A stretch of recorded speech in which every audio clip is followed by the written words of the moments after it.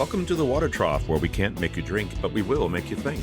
My name is Ed Drozd, the Small Business Doctor, and I'm really excited you chose to join me here as we discuss topics that are important for small business folks just like you. If you're looking for ideas, inspiration, and possibility, you've come to the right place. Join us as we take steps to help you create the healthy business that you've always wanted.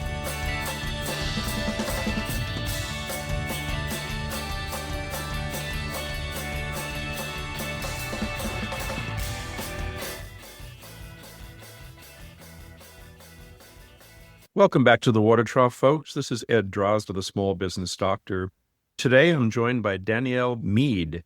Danielle is the founder of Duck Soup e-commerce and a professional web designer and consultant.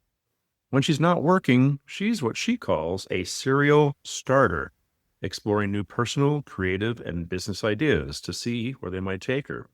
Danielle, how you doing? I'm doing great. How are you doing today? I'm doing well. And I'm glad that your serial start brought you to us. Absolutely. Yeah, I'm excited. So tell me more about a serial starter. What is this? Who are you? It's funny. I kind of came up with this term. People talk about serial entrepreneurs, people who just keep starting one business after another. And while I'd love to say that I'm a serial finisher, I tend to be the kind of person that get really excited about an idea, whether it's a potential business, a hobby, or some sort of creative endeavor that I might want to do. And I'm great at starting things. I get very excited about them. Some of them I do take through to the end, and some of them I discover, hey, it's not for me, or it doesn't hold my interest. But, I'm great at starting new things. And sometimes that leads to something really successful. Sometimes it doesn't, but I always enjoy the process. I get really revved up by diving into something. I get very excited about it, really passionate about it. And I really enjoy that experience, whether or not it ends up with something that I can point to as a finished product or some sort of material success. I refer to my entrepreneurial clients, those who are quote unquote true entrepreneurs. I call them shiny penny people. Mm. I call them shiny penny people because they are always attracted to the next best or the next new thing. I don't see you in that sense to be vastly different than the day-to-day entrepreneur. So how would you distinguish yourself from my definition of entrepreneur and the serial starter? A lot of times I'm starting something because I think it could be a good side business or a good side hustle or potentially a way to grow my existing business. But a lot of times I'm just doing things because I find them interesting. I'll read an article or I'll see someone else doing something or I'll hear a story about someone who's involved in some sort of hobby or whatever. And I go, oh, that seems like it could be fun, and then I'll just decide that I'm going to throw myself into that for a short period of time. The end goal is not always to make money or to create a business out of it. Sometimes it works the other way where I just get into something because I'm interested in it. And then it does become a little side business. And I didn't intend for that to happen. So I'm kind of open to it both ways. When I think of serial entrepreneurs, I think of this mindset of I'm going to start something, I'm going to grow it, scale it, sell it, then start over, right? That's kind of the process, this churning process. And I'm not really looking at things that way, I guess. I think that's a really great distinction. And thank you for sharing that. I have to admit, I was simplifying it when I said it sounded like there were similarities. You appear to be untethered to the notion that it has to be something of a certain size, a certain level of accomplishment or what have you. You're really in it for what satisfies you. Exactly. Exactly. And what I'm going to learn along the way, or just to be able to have, I was saying to my husband the other day, I think part of it I get from my father, because growing up, he always had a new hobby. And my mom used to joke about like, but you already have a kayak that you bought. Now you're getting into boxing. He would just get interested in something and he would try it. Some of the things he stuck with, he still does cycling. He still does weightlifting. He still fishes, but other things he just did for short periods of time. He enjoyed it. And then when he stopped enjoying it, he moved on. I think that a lot of people feel if they're going to start something, they either have to commit to it really long term and then it keeps them from starting something, or that they need to become the best at it, when they need to achieve some sort of, oh, I ran a 6-minute mile or something if I'm going to get into running. You can enjoy doing things. And when you're finished with them, it's okay to let them go too and not see that as a failure. I think a lot of people would like to be able to do precisely that. They'd like to be able to acknowledge the value of something for the time that it has value Right. and then be able to move on. But I don't think a lot of people, I imagine a lot of people, certainly the clients that I've worked with, they don't seem to have either the foresight or the courage to think that way. Yeah, it almost seems like in the world we live in now, people have limited time. And maybe some of it is a feeling that if they're not making the most of every minute of every day in a way that they can point to as being productive. And I am definitely guilty of that. I've really had to work on myself as I've gotten older that weekends are for relaxing, at least Mhm. for a few hours, that every Saturday I don't need to be like, what can I do for my business when I'm not working? Maybe I should write some new blog posts or spin up some new side thing or set up a new Etsy store. Cause I do have that drive where if I'm not doing something productive, I'm wasting time. But I've had to teach myself that it's also okay to do things that are fun and things that are rewarding in ways that are not designed to be financially successful. And you can learn stuff from those activities or hobbies or whatever you might want to call them that do Right. impact your business and make you more successful in your business, but that's not their purpose. You have to be open to accepting, to learning those lessons. Yes? Absolutely. Absolutely. Depending on what you're doing, it opens you up to new people. It opens you up to new communities. You can learn from those people. An example, I started making homemade bath and body stuff for my husband and I, shampoos, conditioners, body bombs, things like that. Not with an intention to sell them, although Right. many years ago I thought it would be fun to have a little homemade soap business, and I tried it and it did not go well. I found it very difficult. And this time around, I wasn't thinking that way. I was thinking I would just like to be able to control what we're putting on our bodies. So I'm going to make the formulas myself. And I made some conditioner, gave some to my husband, and he came down and after a shower and was like, oh my God, this is the best conditioner I've ever used. Like it is amazing.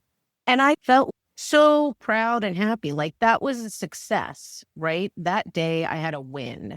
And it had nothing to do with my work or with anything else. And I think the more people open themselves up to situations where you feel proud of something you've accomplished, instead of dividing your life into work stuff is where I achieve things and home stuff is not, you can kind of, one, you're not always going to have a great day at work. So if you can have something at home that makes you feel good about yourself, it offsets it, right? So I look at it as looking at my whole life a little bit more holistically and seeing how can I feel like I'm achieving, accomplishing, even if it has nothing to do with money. I felt a tremendous sense of pride and accomplishment when he said that.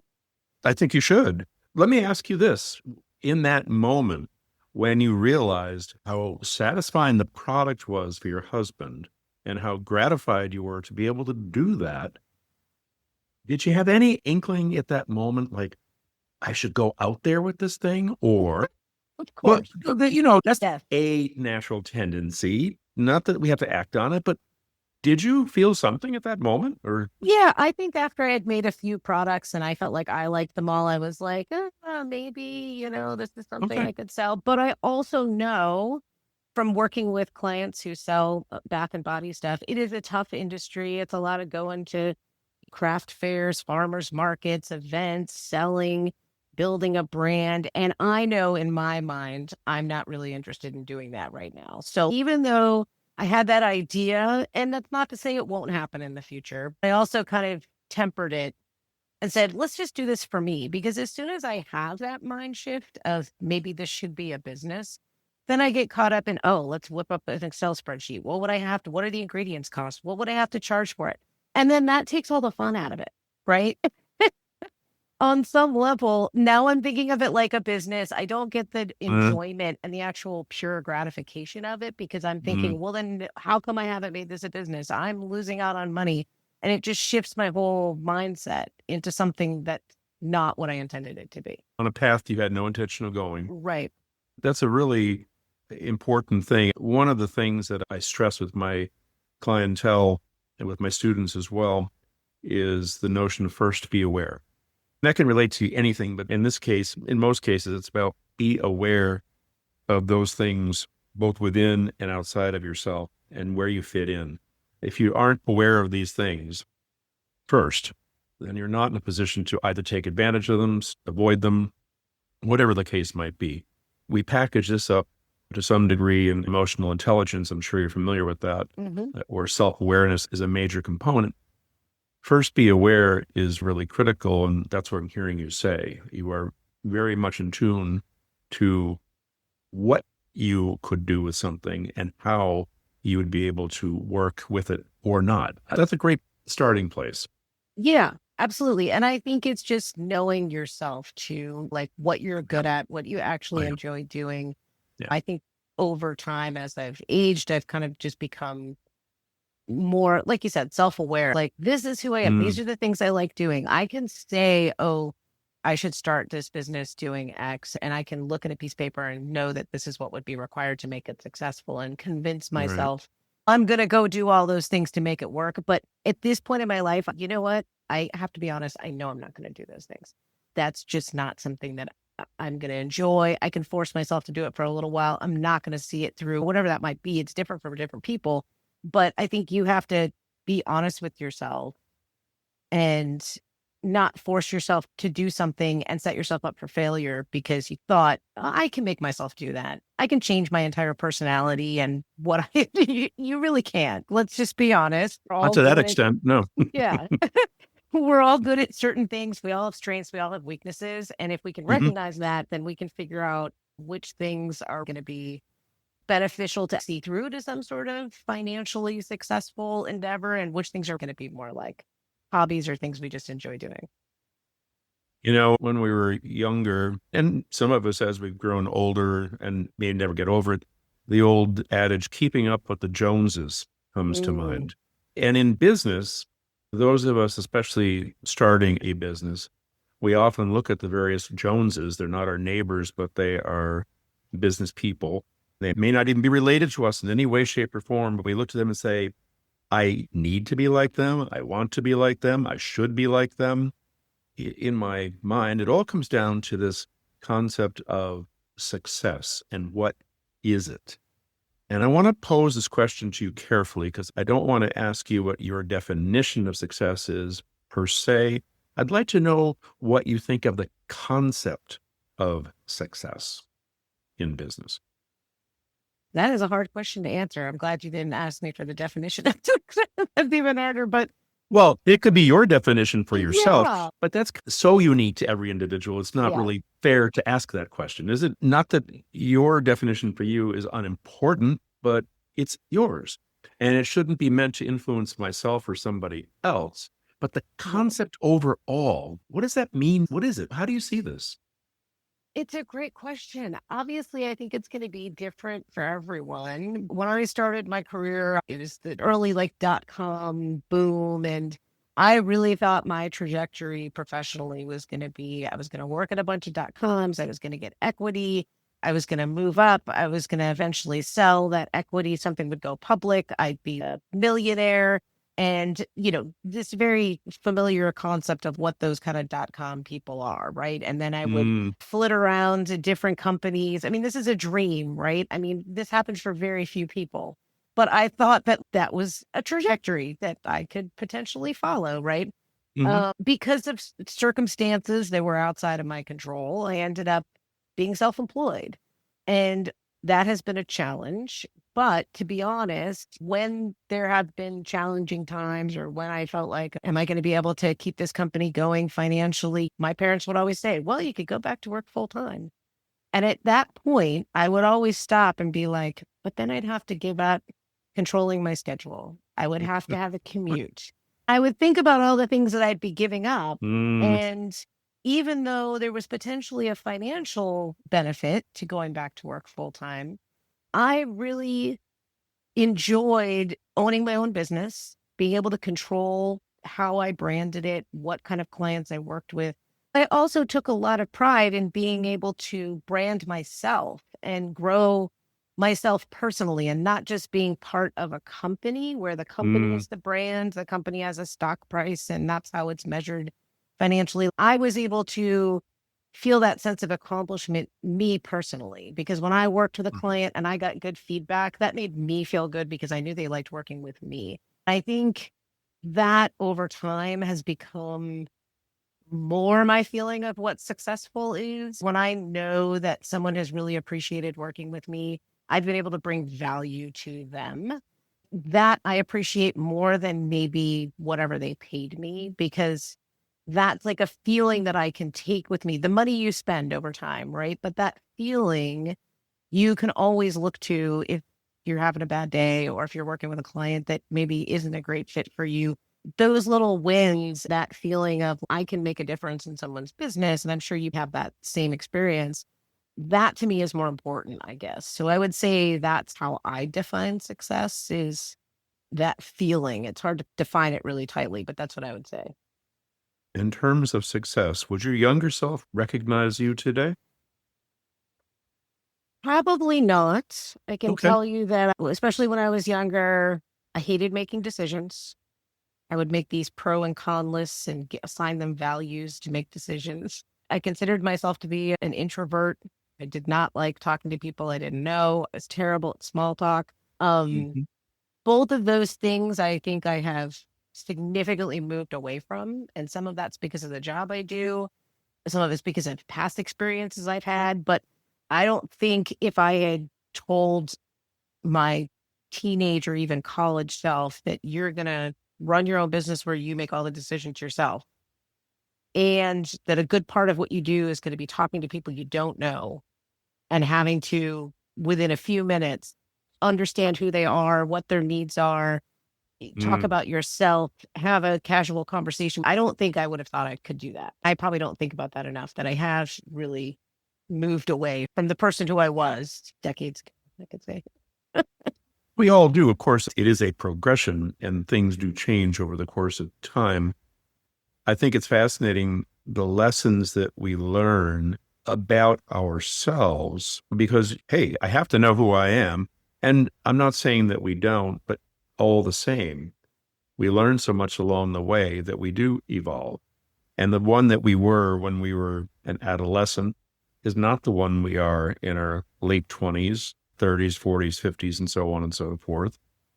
Yes, of course, they physically change, but they've changed in so many other ways too. And I think that's a really important lesson to share with business people because, in my world, in my estimation, in business, there is a certain amount of acceleration of the rate of emotional and personal growth.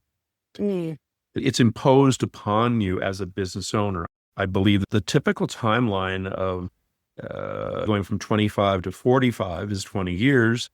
But if that person was in business, they might accomplish those 20 years in the first five. right. And I think you know what I'm saying here. So the question that I have is, what lessons have you learned from allowing yourself to evolve as you have? What lessons have you learned that you could share with the young business person or younger business person who is going through this, if you will, rapid growth spurt now? And you're looking back on this. You've been through this. Okay. Mhm. What could you share with them about your own experience? What have you learned that could be of value to them? It's a Oh, long winded question, isn't it? it is, and I'm not quite sure the best way to answer. One of the things I learned was to bet on myself, and that was a huge risk for me. I still appreciate outside pressure as a motivator. And so I never thought that I'd be able to be in business for myself. And what's funny is we are talking about being a serial starter on some level. And the fact that I have learned over time that I actually can be a self starter. I can chase things and motivate myself to do things without outside pressure. I think a lot of that is because you have wins and you build on them and you get more confidence in yourself in whatever it might be. And so I would say, don't shortchange yourself. Don't be afraid of actually doing something that you don't know. I remember reading a quote from a woman who said that if you're going to take a new job, You should feel like 60% of the stuff they're asking you to do, you can do with your eyes closed. You're super comfortable with it. 20% should be things that you're pretty sure you can do based on your past experience. And 20% can be things that you have absolutely no idea how to do. But that's okay because that kind of a role is how you're going to learn, right? And how you're going to grow as a business person.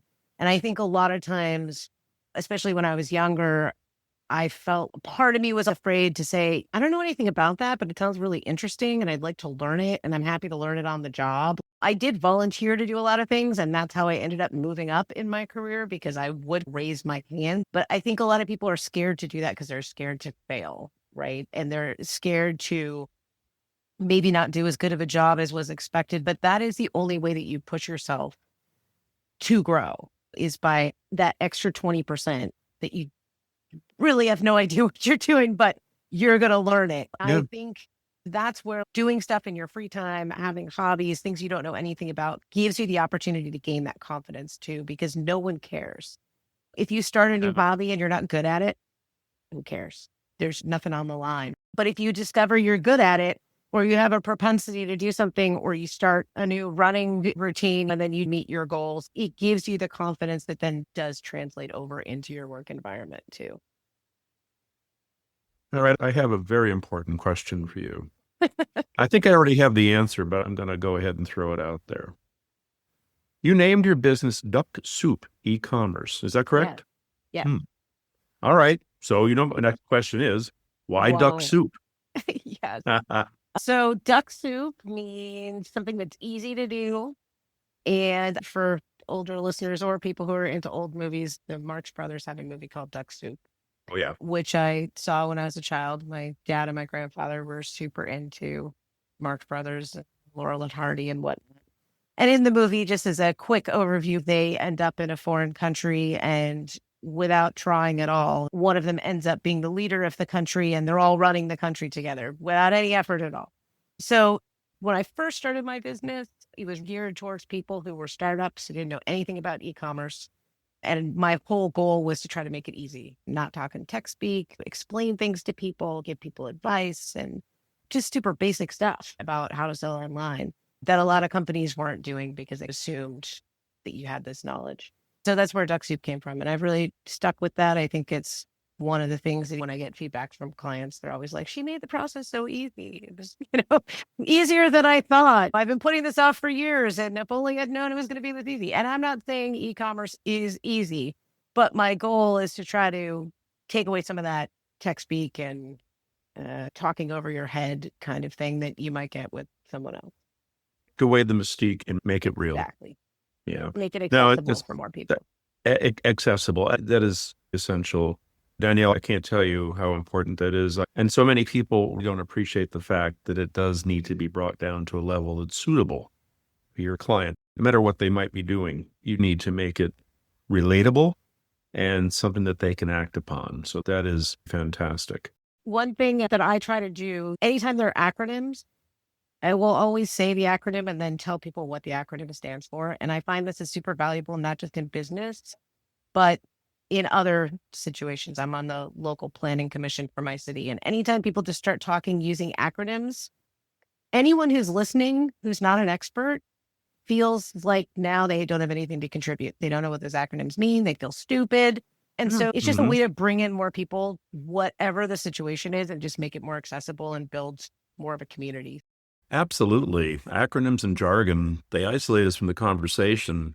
I'm not sure that was the intent, but I do believe that's what they do. It is unfortunate because there's a good chance that they who are isolated have something important to offer. Absolutely. And we're missing out. So listen, our time is just about coming to an end here. But before we go, I'd like to ask you, the serial starter, is there any things you'd like to leave us with?